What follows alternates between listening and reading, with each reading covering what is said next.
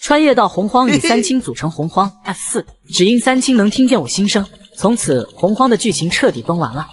给一本洪荒小说点了5星好评之后，周青青穿越了。好消息是还活着，坏消息是成为了一株碧莲。这特喵是给我干哪来了？不周山果然是洪荒第一山，能够让造化青莲维持在24品，成就这先天至宝之威。洪荒24品造化青莲。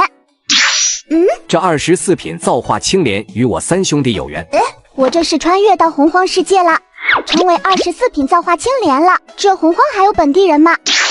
红花、白豆、青莲叶，一连3分，一连3分，一气化三清，化作各自的正道之宝，果然与我等有缘。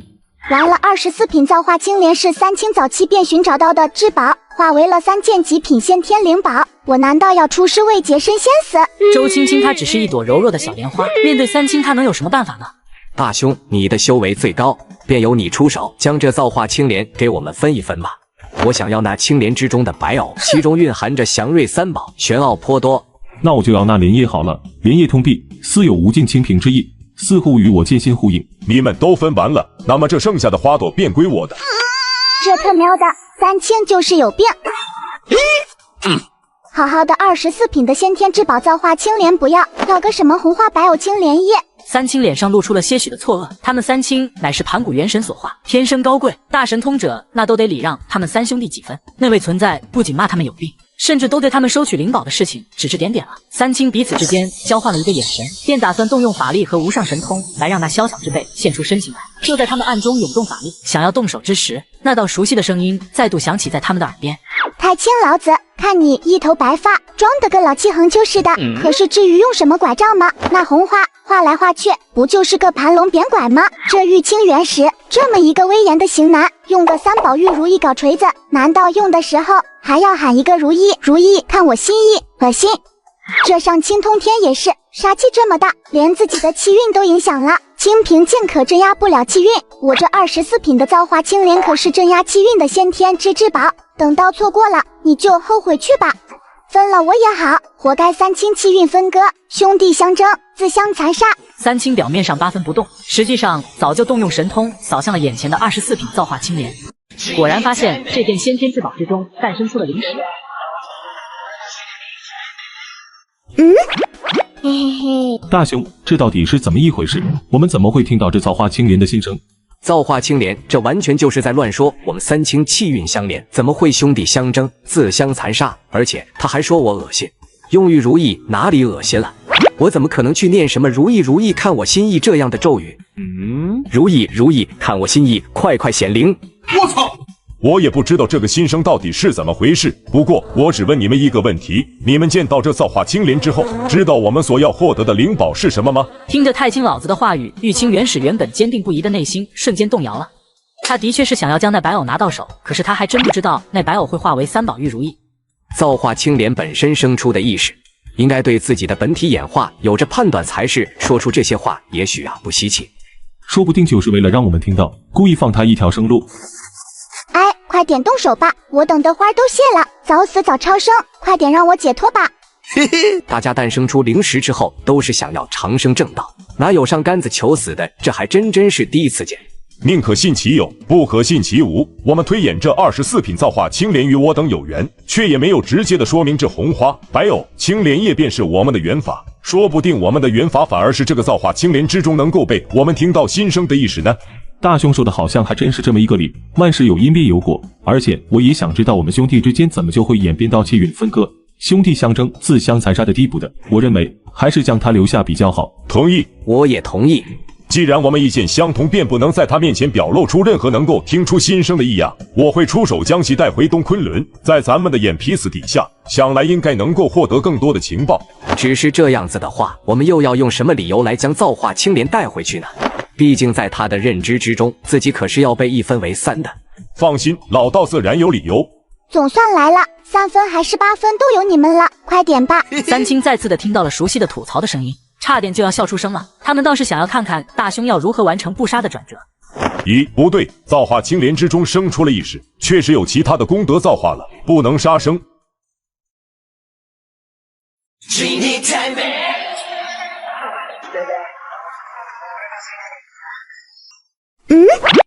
嘿嘿嘿。咦，不对，造化青莲之中生出了意识，不能杀生。我勒个豆！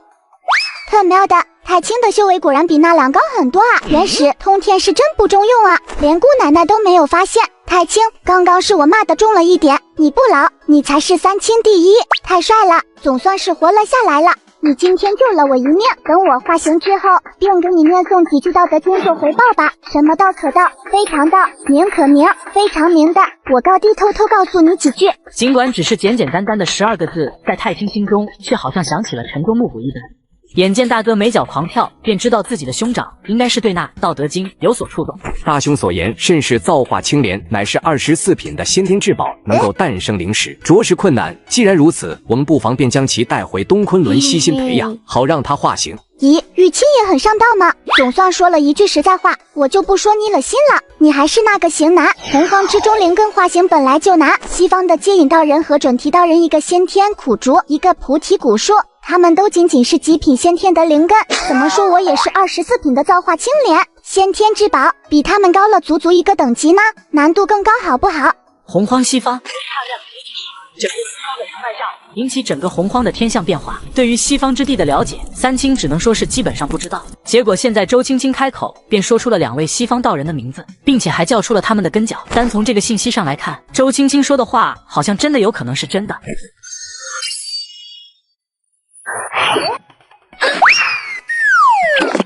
哇，果然用剑的男子都是这样的飘逸，期待他拿诛仙4剑时候的样子。可惜了，这样的男子到最后却是一把剑都没有，也真是失败。诛仙4剑吗？我倒是要看看这个听起来便有至强至敏的剑会不会落在我的手中。东昆仑啊，这也是个好地方，洪荒的祖脉，希望三清给力一点，别让我混的都不如在不周山上。对了，我记得西昆仑的西王母那里有着天池之水来着，想来东昆仑怎么也应该和西昆仑差不多吧。三清原本都还在沉思的，没想到眼前的这小丫头便已经想起东昆仑的生活。这就是大罗金仙的实力吗？什么一个跟头10万8千里，完全就无法和这大罗金仙的遁速相比啊！哼什么10万8千里，我们一个念头的距离就不知道多少了。拿我们三清和玄仙相比，小丫头就是小丫头。玉清这用的神通应该便是纵地金光吧？踩着金光的确还挺酷炫。还算你有点见识，竟然能够看出我的神通。他本来还觉得周青青见识就那样了，可是现在却又觉得周青青眼光不错了。咦，那片山崖好像麒麟呀，好像是麒麟崖。不周山在龙汉大劫之时，本身便是麒麟一族占据，有个山崖像是麒麟，有什么大惊小怪的？三清无视掉周青青的大惊小怪，便要离开此地。咦，三清怎么都没有任何停下的意思？太清老子和上清通天倒是可以理解，怎么玉清原始都没有反应的？吃瓜的玉清原始忽然之间听到被提及，着实有点莫名其妙。大哥和三弟都能理解，怎么就他特殊了？倒是也有可能，原始现在是大罗金仙，发现不了麒麟崖的奥妙也是正常的。是麒麟所化的麒麟崖，其中应该有着他混元金仙的感悟吧？史麒麟的亲子不也是被原始收为坐骑了吗？大哥、三弟，你们不会以为这丫头说的是真的吧？史麒麟乃是龙汉大劫之中的霸主，他们称霸上个亮劫的时候，这丫头的意识都还没诞生呢，她能知道个什么史麒麟？呵呵，原始多说无用，你不一直都质疑小丫头话语的真实性吗？现在可正是你表现的时候了。哦，看来我小瞧玉清原始了，看来他还是第一个发现麒麟崖玄奥的啊！看太清老子和上清通天这个样子，想来也是没有发现其中的奥妙。麒麟崖果然漂亮，史麒麟本身便是麒麟一族的始祖，代表着开始。玉清原始也是一切之始，应该很容易便将眼前引动吧。玉清原始没想到自己有朝一日竟然还会被小丫头提醒，才会想到这样的方式。他没有见过史麒麟，不知道史麒麟的大道，可是从小丫头的嘴中，那史麒麟和他所修大道竟然也有一定的关联。叙述原初，一切之始，原始庆云，给我出！哇靠，这神通也太帅了，特效有点足啊！三弟，看这麒麟崖的迹象，好像真的是那是麒麟所化。大兄说的是，龙汉良劫之后，三族族长最终是个什么结果，他们三清都是不知道的。没想到其中之一的霸主史麒麟，竟然化身成为了眼前的麒麟崖了。太清老子和上清通天已经暗暗打定主意，下次要是周青青流露出对某一件事情感兴趣的心声之后，他们绝对不会像是现在这样拱手便将机会让出。天道为鉴，我麒麟一族从此不争霸我荒，彻底的成为神兽一族。我史麒麟也将化为麒麟，主权天道。玉清原始怔怔地看着眼前的画面，彻底的知道了龙汉亮劫之中史麒麟到底发生了什么事情，而且还是得到了天道功德的祝福。若是将其搬回到道场东昆仑上，甚至能够让他们现在的道场的等级再上升一个层次。对了，小青莲刚刚还说这儿有着史麒麟亲子四不像，我便也将它找出来吧。此时他获得了周青青口中的好处，彻底的相信了他口中所说的不着调话语，神识扫动，果然是发现麒麟崖的一处空间之中有着一头异兽。咦，这就是四不像，果然是羊驼的样子，丑萌丑萌的。对了，我刚刚获取了一些史麒麟的始祖之气，刚好能够帮助造化青莲温养，便便宜他了。哇哦，这真是走大运了！我竟然还能有这待遇。行了，既然此心是了，我们也该回东昆仑了。24品造化青莲乃是先天至宝，我们可得赶回去为它准备一个适合生长的莲池了。哇哦，太清老子很有兄长风范吗？专门为我准备的莲池，那我就不客气的收下了。我想想啊，莲池的池底最好还是通天来出手。通天修炼剑道，在力度和审美这方面应该不需要太过担忧。不过莲池的选取最好靠近麒麟崖一点，麒麟崖为法脉组成，靠近一点对我修行应该有好处了。关键还是这个莲池的水，造化圣水、三光神水、功德之水，这些才是配得上太清身份的吧？太清老子忽然之间觉得自己的话太多了一点。修建一个莲池，3D 通天只需要动手，2D 原始甚至都不需要动手，而他这个老大竟然就要考虑什么造化圣水、三光神水、功德之水这样的东西。穿越到洪荒与三清组成洪荒 F4， 只因三清能听见我心声，从此洪荒的剧情彻底崩完了。哇，这就是东昆仑吗？先让我来安置好这麒麟崖吧。哇哦，通天麒麟崖将会成为东昆仑的法脉祖庭，你便在它旁边建出一个莲池吧。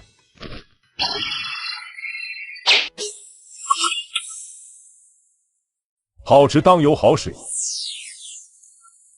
我勒个豆！大手笔啊！后天功德防御至宝天地玄黄玲珑宝塔所凝聚而来的功德之水，让我都有了一种土豪金的感觉。等我化形而出，怎么着也要去找一找和它齐名的鸿蒙良天池，到时候亲自的拿功德做事，必然拉风。后天功德杀伐至宝、鸿蒙良天池，它们本身都有着屏蔽天机的作用，除非真的是和他们有缘，不然都很难推演出来的。行了，通天，你可以将青莲放入到莲池之中了。功德果然是洪荒之中最为强大的东西，我现在神清气爽，比起在不周山上要舒服个100倍了。单纯的靠着我的本体吸收这功德和始祖之气的确可以，只是这个速度也太慢了，我得好好悟出修炼法门出来。哎，自己体悟也太麻烦了，三清就在这里，不好好的利用这份资源也太浪费了。等到我的意识成长到能够和他们沟通，然后选择拜他们为师不就好了吗？嘿嘿嘿。哦，小丫头想要拜师，这个想法很好，到时候无论他选择谁，咱们都不要心生芥蒂。大兄发话，元始和通天自然也是无法反对，他的身上蕴含着三清兄弟之间气运分割、自相残杀的秘密，绝对是不能放走的。如此下来，将小青莲收为徒弟，似乎也真的不错。现在就看看小丫头究竟会选择谁来拜师了。拜师的话，第一个选择的话，当然还是太清老子更好了。呵呵，你别说，这丫头还是看得准的。三清之中，我是大哥，这拜师第一个想的都应该是我吧。可我记得太清老子就收了玄斗大法师一个徒弟，我要是拜他为师的话，那个难度也太大了一点，不行，我被直接拒绝那也太没面子了，绝对不行。太清老子听着周青青的心声，便是一愣一愣的，他都已经决定开心的将周青青收为徒弟了，结果这个小丫头先诺了。大兄，看来你没有希望了，谁让你日后只收一个徒弟呢？现在好了吧，晚了。玉清元始倒是一个不错的师傅的选择，洪荒之中，他应该也是最护短一个的，也是能够为弟子出头的。不行不行，没有法宝，没有修为，没有弟子的三无真人黄龙，什么遭遇历历在目。元始要是不喜欢我，岂不是我也要遭遇到冷暴力？玉清元始傻眼了，仔细想想的话，像是他这种性格，好像还真的能够做出这样的事情来的。果然还是得上青通天嘛，他对于弟子应该是没有什么特别要求的，我只要诚心的拜师，总是能够成功的进入到他门下的。看来小丫头最终还是与我有缘。不过拜入到上青通天门下还是太有风险了，一个不小心说不定就被算计了，整天提心吊胆也不是个事情啊。算了吧，我还是别拜他们为师了。几个亮劫之中，西王母好像没有什么事情，去他那儿说不定能够再苟一搞，稳健的度过这个亮节。西王母是洪荒之中少数的女性大神，想来应该会收留我。三清面面相觑，他们在这争夺想让周青青选择其一拜师，觉得她肯定会拜入他们门下。结果现在周青青在思索了一番之后，竟然是要找隔壁的西王母了。真要是这样做的话，他们三清的面子可就都丢干净了。我们必须想出一个让小青莲留在东昆仑的办法，不然的话，他还真有可能改换门庭去那西昆仑那儿的。大兄说的没错，可是小青莲明显对我们三个都有着不同程度的偏见，不是很好搞啊。我倒是有个主意，既然小丫头对于我们三个都各自有着偏见，那么我们便一起将她收为徒弟，怎么样？小青莲由于种种原因，都是没有将我们三兄弟当做一个整体，更是断言我们之后会分割气运，兄弟相争，自相残杀。我们现在以三清的名义将其化为三清首徒的话，不就表明了我们的心迹了？通天，你这个法子确实不错，造化青莲本身便与我等有缘，我们以此为名头，强行让他拜我们为师，绝对不难。我现在便打算开启造化青莲的灵性之光，你们记得配合我。好，明白。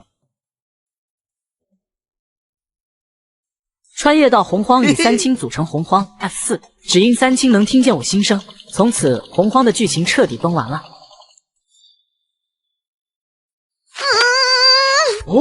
此造化青莲既然与我等都有缘法，我们便不妨都来助他一臂之力，点化其一番如何？点化真灵，三清竟然要出手帮我点化，总算是能够开口说话了吗？说话好啊，我都快要憋死了，嘿嘿嘿。点化乃是用大神通者的法力，强行的开启他的真灵之光，让他能够增加智慧，顺便开口说话，跟脚越好，点化的难度越高。在周青青看来，那是真的沾了造化青莲本身的光了。三清乃是盘古元神所化，自身本源清气更是无上神秘，真是赚大了！我必须得抓紧机会，将其彻底的化为自身修道之基。终于又是听到了周青青的一句夸赞，而不是贬低的话，三清的心中也是非常的欣慰。周青青发现自己已经打破了先天至宝和天地之间的桎梏，能够开口说话了。当然，其实也只是将神识化作声音发出而已。阿巴阿巴。承受了三清的好意，现在也该好好的道谢了。见过三位尊上，多谢尊上点化真灵，敢问尊上神明，青莲也好感谢一二。哇，我都知道他们是谁了，还得装着不认识。不过这也不能怪我啊，刚刚诞生出的灵石，要是都知道洪荒中的信息，怎么看都太扯了。我等为盘古元神所化三清，太清老子，玉清元始和上清通天。你与我们三清有缘，现在被我们联手点化，也该当我们的。是你，徒弟的，从此之后，你便为三清首徒了。我勒个豆！三清要收我为徒弟，不是太清、玉清、上清之中的一个，而是要让我成为三清首徒。不过对于我来说，还真是一件大好事。我要是成为了三清首徒的话，就算以后他们之间争斗，应该都是不算将我这个共同弟子给算计了吧？嘿嘿嘿，弟子见过三位师尊，有着三位洪荒顶尖大佬为师尊，看来我也不用去西昆仑找西王母了，可以安心苟在东昆仑长生不死了。无量亮劫之后，才是我的舞台。既然你入了我们三清门下，那么我们便给你取一个名字吧。你可有先天神名？名字？先天生灵，大多都是有着自己的先天神名的。24品的造化青莲，先天至宝，按照常理来说，的确是一个可以拥有神名的。我倒是想说我叫周青青，可是这名字听起来不够洪荒啊。可是我还是想要自己的名字啊，要不叫碧莲。可这我也不喜欢，好纠结。既然你入了我三清门下，成为我们首徒，便让我们三位师尊来为你起个名吧。你出生不周山，便可以不周为姓；不周并不圆满，便去一个不字，变为周吧。听见太清老子强行的将小丫头的神明的姓变为周，元始和通天便已经知道大兄的意思了。你的本体乃是造化青莲，我便做主，取中央一个清字，寓意万古长青。周青的确不错，只是听起来却不分性别。我听你声音，却是要在未来化形为女子，便唤作青青，从此你便叫做周青青了。哇哦，看来我和三清这的有缘，他们随意起的名字竟然和我的本名相同，而且还能有这样的寓意。这么一看，我所担心的完全没道理。周青青就是一个充满洪荒气息的名字。多谢三位师尊赐名，我便叫做周青青了。我们现在为你的师尊，现在便传你各自的法门，让你能够炼化灵气，成功化形。哦，这么快的就到了传法的环节了吗？这也太好了！太清师尊现在修为还在大罗金仙，其他高深的法门应该也没有，能够拿得出手的应该便是那传承自盘古、蕴含着丹之大道的法门了吧？这么一想的话，元始师尊岂不是要拿出炼气精义了？通天师尊怎么说也得将压箱底的阵法也拿出来吧？想想就激动啊！这是我炼丹的法门太清基夜神丹经，你可以凭借此淬炼出一颗体内金丹。这是我炼气的法门玉清金四炼气路，你可以凭借此法淬炼自己化形的身躯。这是我布阵的法门上清洞玄布阵图，你可以凭借此淬炼自己的周天经脉。多谢三位师尊，青青必然好好修炼，争取早日化形。拜师这么爽，还能有这样的好处，三清首徒果然不亏。你便按照我们所传法门修行就是，若是有疑问，你可以直接询问，自然可以指点你。青青明白，必然会努力修行。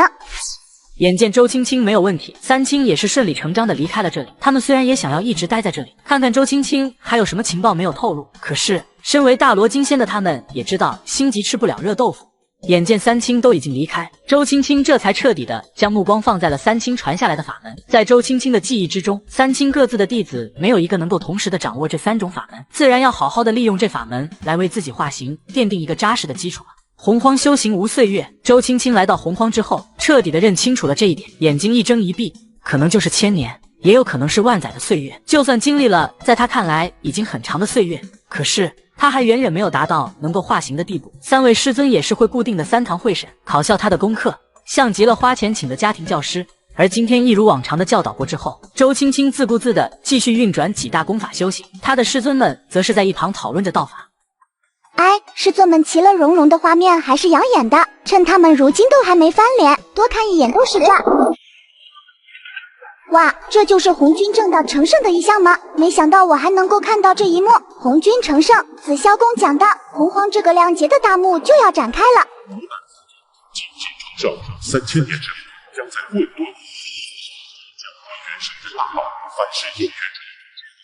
从空中听到，真的是红军正道。三清听着从虚空之中传来的恢宏的声音，内心中发出了惊叹。